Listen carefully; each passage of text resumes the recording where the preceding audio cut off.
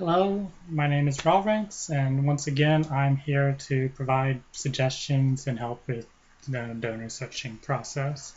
For my second blog, I had to decide what to do next. The traditional answer would be to give information about how to do a search for a donor.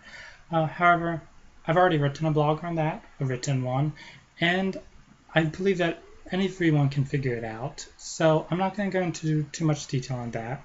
I will say to check out the blogs linked below. Hopefully something will show up down there by the time this is posted. And likewise, I will suggest that you use the known donor registry. I believe it is by far the best site out there for finding a known donor. It is completely free. In my experience, paid sites cost more. And I feel it is a little safer than some of the other options.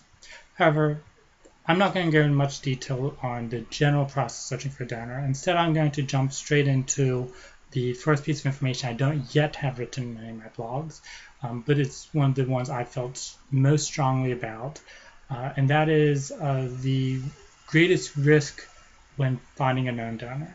Well, perhaps the second greatest risk. The greatest risk is that you don't screen donors at all, but hopefully anyone who's watching my blogs at all will screen the donors thoroughly.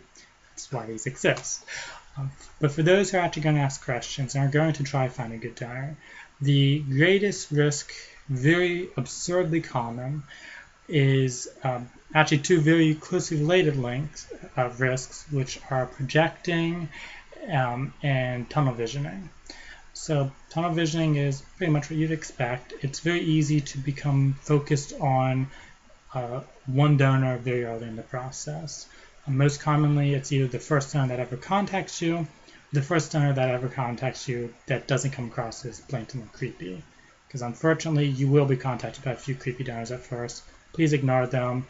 You are at a much higher risk of running into creepy donors when you first log onto a site. Don't think that that's going to be the average donor. Just move on. You'll find some good donors in them. But it's very common to tunnel vision on the first non-creepy donor you meet, or the first donor at all that you meet, and to kind of put all of your eggs in one basket. Even women who say they're looking at other donors tend to spend a significantly higher percentage of time talking to that first donor they met, getting to know him, finding out about him, and then when it comes time to make a decision, they may very well say, I'm going to use this donor because I know him better. But the only reason they know him better is because they spent more time talking to him, because they'd already kind of focused on him. And in so doing, they effectively have already made the decision, even if they haven't said that they made the decision. So one of the risks is simply tunnel visioning and not looking enough at other options, or even if you are looking at other options, not giving them the time to really prove themselves, or spending the majority of your time on one or two options. Very, very closely related to this is the risk of projecting on donors. This is so common I can't even begin to describe it. I know it's human nature. Even if you don't think you're doing it, there's a decent chance you're going to do it to some degree. Women want to love their donor. They want to believe he's a wonderful, amazing human being. They want to feel positive about him because he's going to be part of what their child's going to be, and you want to love your child. What's more, a lot of women want to get started with the donor process as soon as possible. They want to find a donor and say he's the one so they can start working on trying to conceive and having that child sooner. They don't want to take the time to screen further. Both of these are very reasonable thoughts, but the problem is this can lead to projecting. It can lead to women seeing what they want to see in a donor rather than what's actually there. This can be a significant risk because it can lead to avoiding actual warning signs in a donor, or alternatively seeing things that don't even exist in the donor. And to give you an example, I'm going to give you a few examples of the worst examples of projecting I've seen. These are extreme examples. Most women don't go to this degree. I'll give you an example. Some of the women I've advised, I had one couple who was seriously considering a donor who, in his description of himself, had mentioned as proof that he liked helping others, that he got so upset with someone making fun of an individual for mental retardation that he broke the individual's arm. Nice that he's standing up for someone else. Breaking someone's arm because of a joke, kind of a warning sign. Similarly, I've had a couple who told me that a donor was wonderful. They were committed to using him. They contacted me only for advice on how to do the shipping. But as I asked questions, they didn't seem to know answers. And as I tried to clarify what I had originally thought was misunderstandings, I and they continued to get more confused. So eventually I said that I knew they weren't coming to me for questions about that particular donor, but there's enough things that didn't add up. I asked them if they wanted to share their chat logs, conversations they'd have with the donor, to see what I could read from it. And so they did. And after reading all of his posts, I did not know anything more about the donor. He had a tendency to jump between topics so rapidly that he never really finished a sentence, and therefore it is nearly impossible to read what he was saying. He was moving around too much, was too incoherent to understand and interpret his meaning. But if someone were to read it quickly, it's possible to presume that they couldn't follow him because he was just so smart. He was so far ahead that you just couldn't keep up. But really, he was just jumping around. And what I believe happened is she basically filled into those holes. All of those incomplete thoughts that he started writing, she read in her interpretation of the meaning, which was the thing she wanted to hear. And so she had convinced herself of all these wonderful details by hearing what she wanted in these very imprecise, ambiguous statements. But in truth, I reread the conversation 3 or 4 times and still knew almost nothing about the donor. And just to make sure it wasn't just me, I got permission to ask others. I had 2 other couples read the same information, and they agreed that they had very little knowledge of the donor after reading it. So what was happening is she was seeing what she wanted in ambiguous situations. So those are just 2 examples, but I've seen this everywhere, sometimes to far less of a degree than others. One of the most common examples, if I ask a couple why they're using a donor, the most common answer, and also the one that I give so little weight to, is that he seems to know a lot about donation and he's nice. These don't mean anything. First of all, a donor who has been donating for a year should know a little bit more about donation than the woman who just started looking a week ago. What's more, a lot of the donors who women have said know a lot about donation did not share anything all that insightful, or sometimes even shared wrong information. Until you know more about donating, you don't know if the information that your donor is sharing is truly insightful or even accurate, though most donors are accurate. The point is, every donor should be expected to know a little bit more than the one who just started this process a week ago. As to being nice, what does nice mean? Short of a donor cussing at you or abusing you, what does a donor have to do to not be seen as nice? As long as the donor is the least bit polite, the least bit considerate, he'll be seen as nice because the recipients want to see him as nice. And so everyone will say that their donor is nice. And so the point is, it is very easy to see what you want and to, because of this, stop asking questions.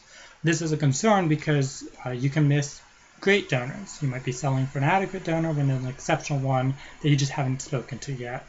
Occasionally, this can even lead to using truly questionable donors because a woman was so busy projecting what she wanted to see, she didn't actually get to know the true donor. And this is by far the most common mistake I see women making. So the next question is, how do you avoid it? How do you know if you're doing it? The answer to this is actually very simple. Talk to many donors. Talk to every donor. I suggest contacting every donor remotely local to you and shipping donors. The more donors you speak to, the better, for many reasons. First of all, that donor you just contacted might be better than all the last ones. You don't know. You might have an adequate donor, but someone 5 miles farther away is an exceptional donor. Until you've spoken to them and know, you always run the risk of missing a great donor. But the other advantage is it helps to give perspective. The more donors you speak to, the more you get a compare and contrast. The more you start to see certain things as standard for a donor and someone shouldn't get special credit for being knowledgeable about donating, because all your donors should be knowledgeable. The more you start to see different points of view, the more you get perspective, information you can use to better compare and contrast your donor options. It also helps to combat the tendency to project on a donor if you have seriously given multiple donors time to prove themselves.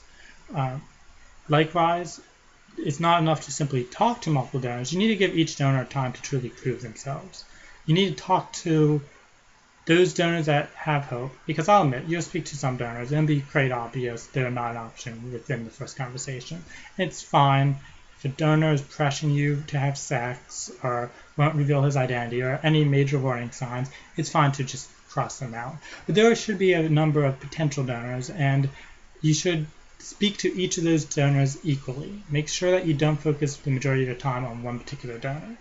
In particular, if you ever find yourself thinking, I want to use this donor because I know him better, you need to ask yourself, have you given the other donors a chance to prove themselves to you? But if you go in with this commitment to speak to multiple donors, this will help a lot.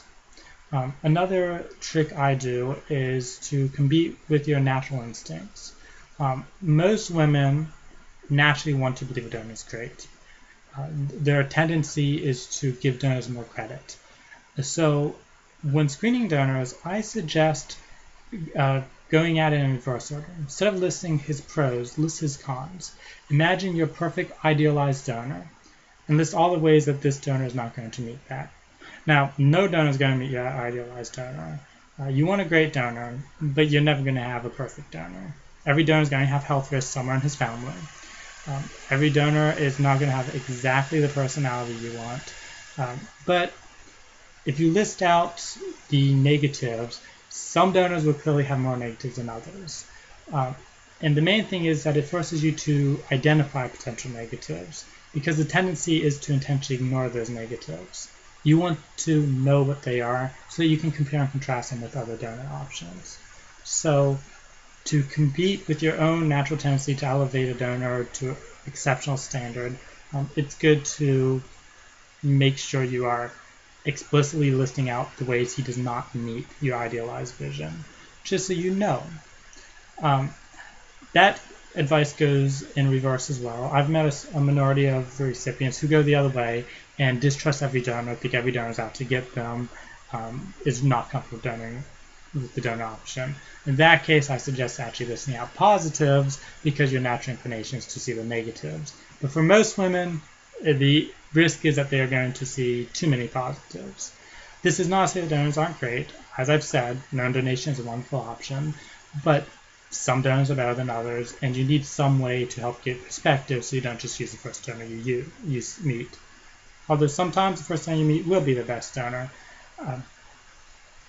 So I believe that's the majority of my advice. Simply be aware of the tendency to project and do your best to give yourself perspective. Likewise, remember, other recipients will likewise project on donors. If a recipient says that they think one donor is great, make sure you find out if he's great yourself, because you can never be certain whether or not a recipient has projected somehow themselves. Keep that in mind. Take your time, speak to many donors, make sure that you've actually compared and contrasted them all, and you will find a great donor because they are out there. You just need to make sure you hold out just long enough to know every option before you commit. Having said that, good luck with your hunt, and maybe I'll see you next time.